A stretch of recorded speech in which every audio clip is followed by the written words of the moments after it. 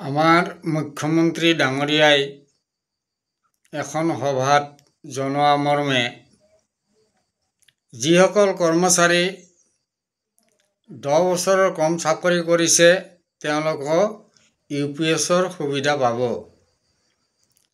তেওঁলোকে এটা নিশ্চিত পেঞ্চন পাব আৰু 10 বছৰৰ বা 10 বছৰৰ ওপৰত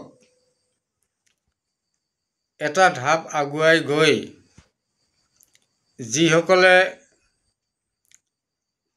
10 বছৰ 11 বা 12 বছৰ চাকৰি কৰিছে তেওঁলোকে 10,000 টকা এটা নিশ্চিত পেঞ্চন পোৱাৰ উপৰিও টিএ আৰু ডিএ পাব।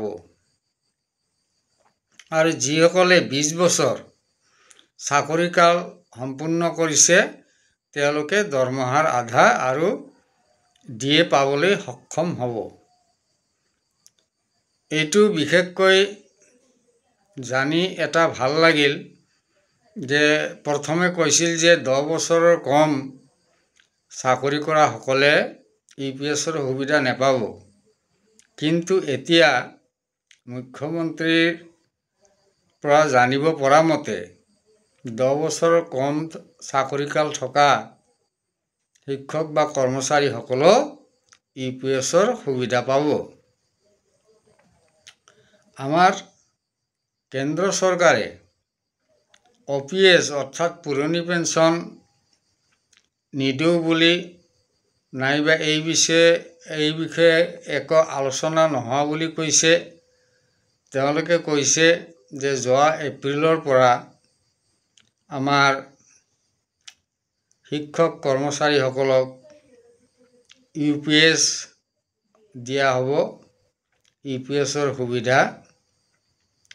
গতিকে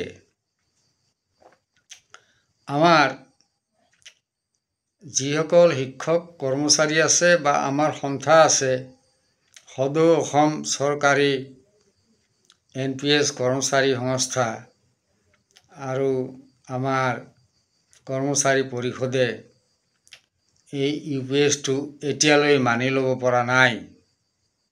যিহেতু ইউপিএছতো 10% কাটি ল'ব আৰু সেই পইচাটো ঘূৰাই নিদিয়ে। এনপিএছত শতকৰা 60% টকা ঘূৰাই দিছিল, কিন্তু ইয়াত এই সুবিধাটো নাই। সেইকাৰণে ইউপিএছটো মানি ল'বলৈ টান পাইছে আৰু তাৰে পৰিপ্ৰেক্ষিতত আমাৰ 25 নৱেম্বৰ দিল্লী চলো আন্দোলন আৰম্ভ হ'ব। দিল্লীত যন্তৰ মন্তৰত ডাঙৰ সভা হ'ব, ডাঙৰ এটা আন্দোলনৰ সৃষ্টি হ'ব আৰু এই নৱেম্বৰ মাহৰ পৰাই আৰম্ভ হৈছে আন্দোলন আৰু চলিয়ে থাকিব যেতিয়ালৈকে অপিএছ নিদিব। আচলতে এখন দেশ এটাই নীতি হ'ব লাগে, সকলোৱে অপিএছই পাব লাগে। যদি কিছুমানে আগত চাকৰি পোৱাবিলাকে অপিএছ পাই আছে, তাৰ পিছত যিসকলে চাকৰি পালে তেওঁলোকক মাহী আইৰ চকুৰে কিয় চোৱা হ'ল, সেইটো আমি বহুত দুখিত। গতিকে আমাক সেই আগৰ পুৰণি পেঞ্চন সেইটোৱে বাহাল ৰাখিব লাগে। এইটো আমাৰ চৰকাৰী কৰ্মচাৰীসকলৰ কথা, লগতে আমাৰ এনপিএছ চৰকাৰী কৰ্মচাৰী সংস্থাৰ কথা আৰু আমাৰ যিসকল শিক্ষক বা কৰ্মচাৰী সকলো ডিপাৰ্টমেণ্টৰ শিক্ষক কৰ্মচাৰী যিসকলে এনপিএছত পৰিছে তেওঁলোকৰো এটাই দাবী যে আমাক পুৰণি পেঞ্চনেই দিব লাগে, পুৰণি পেঞ্চনেই বাহাল ৰাখিব লাগে। এইলৈ ধৰ্ণা আন্দোলন চলি আছে আৰু চলি থাকিব। এতিয়া কেন্দ্ৰ চৰকাৰে যিটো কৈছে যে কেন্দ্ৰ চৰকাৰৰ কৰ্মচাৰীসকলৰ বাবে UPS বলবৎ কৰা হৈছে, কিন্তু এই UPS যোৱা জুন মাহত এটা তাৰিখ দিছিল 30 তাৰিখ, সেইটোও নহ'ল। তাৰপিছত ছেপ্টেম্বৰ মাহত এটা তাৰিখ দিছিল, সেইটো নহ'ল।